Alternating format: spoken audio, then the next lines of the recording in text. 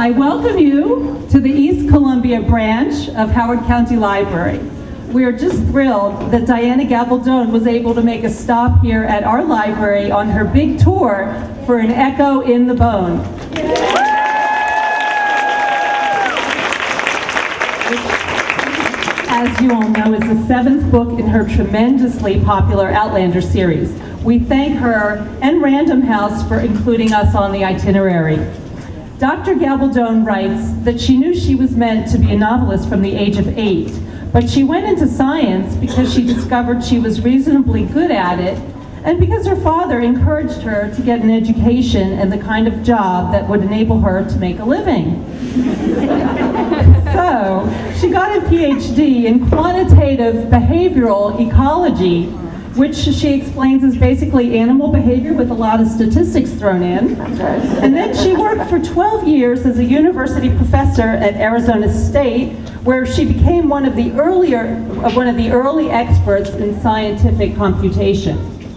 Lucky for all of us, her dream of writing a novel held fast, and after more than a decade in academia, Diana Gabaldon wrote Outlander just for practice, as she says on her website. To date, the series has been published in 24 countries and 21 languages, and its fans number in the millions.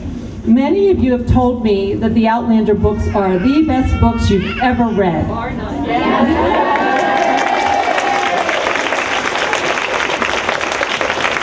They're a totally unique combination of historical fiction, romance, time travel, fantasy, and mystery, and are compulsively readable, storytelling at its very best. So please let us welcome Diana Gabaldon.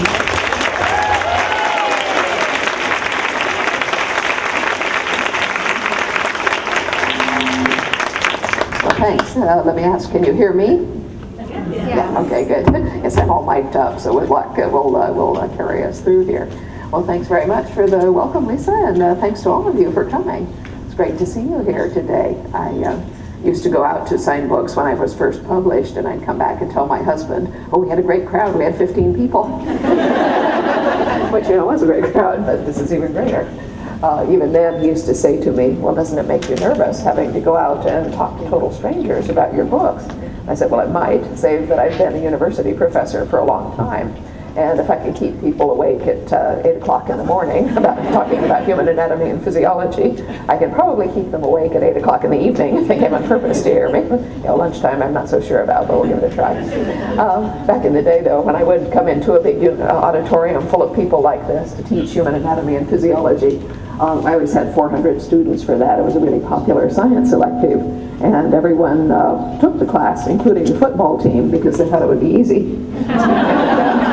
So I'd come in the morning, and they'd all be sound asleep in the front row, these big inanimate blobs of flesh. And I'd walk up to the edge of the platform and say, well, this morning, gentlemen, we're going to discuss the history of contraception. And they'd all start blinking. And say, in days of old, when knights were bold, and condoms not invented, they wrapped old socks around their cocks and babies were prevented.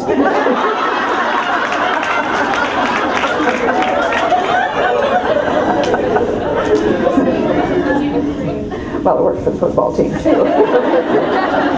People always say to me, well, how did you get from being a scientist to being a novelist? It seems odd, counterintuitive. I said, well, wrote a book, what else? You don't have to get a license or anything. No, she said, I'd always wanted to be a novelist from a very early age, but actually what my father said to me was, you're such a poor judge of character, you're bound to marry some bum, he said. So be sure you get a good education so you can support your children. So with this going on at home, I went into science, and I liked science, I was good at it. My dissertation was a 400-page opus entitled Nest Site Selection in the Pinyon Jay, Gymnorhinus cyanocephalus, or as my husband says, why birds build nests where they do and who cares anyway. Well, before I embark on the story of how I happened to write a book for practice and get published and so forth, I did want to start passing something around here. Let me explain what this is. This is a graphic novel. or to be more exact, it is some of the artwork from the graphic novel. Not all of it, but some of it. It doesn't yet have the script added to it. I have written the complete script, and the artist, Wang Doyen, has almost finished the artwork for it, but this is about a third of the artwork, as much as I had time to print off. And you'll see that it's in multiple types. I have some of what he calls his pencil pages. Wang actually works in Photoshop, and even for drawing, so he draws with a stylus rather than with an actual pencil.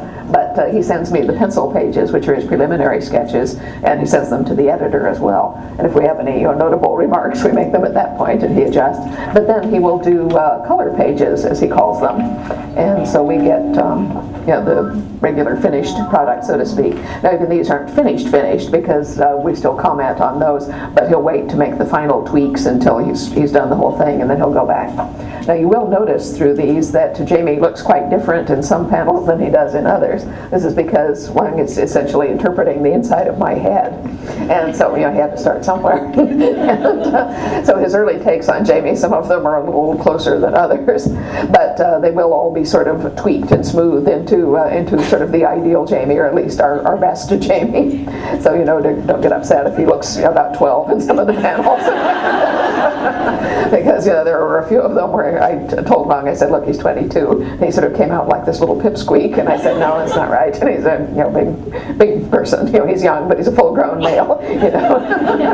So he got that one all right. Anyway, I thought I'd just pass these along because we should have time for most of you to get a look at them, and I'll also have them on the table with me while I'm signing. So if you wouldn't mind passing them along. Yeah, so anyway, how I happened to write Outlander for practice and end up as a published novelist. Well, as I say, I wanted to write a book, and when I turned 35, I said to myself, well, Mozart was dead at 36, maybe you better get a move on here. And so I said, fine, I'm going to write a book.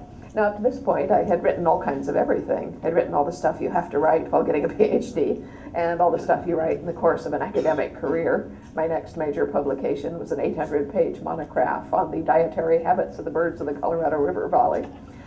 So I had also written anything that people would pay me for. Because while I did not marry a bum, I married a very nice man, and in fact I still have him 37 years later. But he did quit work 3 months after our first child was born to start his own business. And I do have to say that in terms of financial stability, there's not that much to choose between an entrepreneur and a bum.